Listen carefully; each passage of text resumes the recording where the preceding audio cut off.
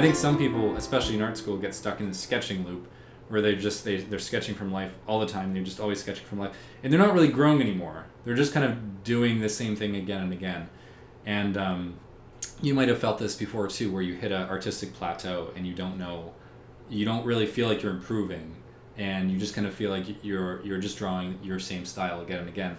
And that's where, when you pull out, you have a broader perspective, and you're like, okay, what do I need now to expand my artistic practice?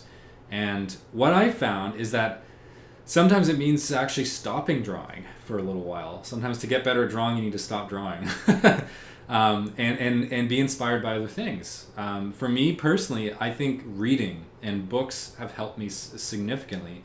And not even books that are about art. Sometimes reading fiction or even nonfiction gives me ideas for my art later. It's kind of a roundabout way of approaching this, but sometimes you need to have a broader perspective of things, and to not just be always stuck in your practice. You need to see what other practices were like. What is it like to be especially in the creative domains, right? Like in music or theater or something.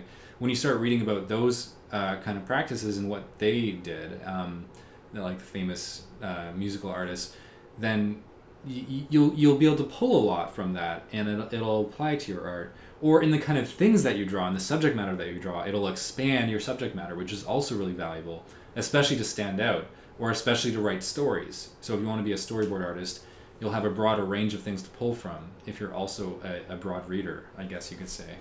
But there's plenty of things, and everyone is going to have a totally different thing that they do when they get stuck in a plateau, an artistic plateau. And it's incredibly worth talking about this, I think, because I think often those are the times when people leave art. That's the worst thing I think that can happen, is that you're in an artistic plateau, you feel like you're not improving, and so you're like, well, I guess I'm done. I guess this is it. Or I guess I'm never going to be as good as X, Y, or Z, which is, I think, something that, especially in the social media age, we all feel to some degree.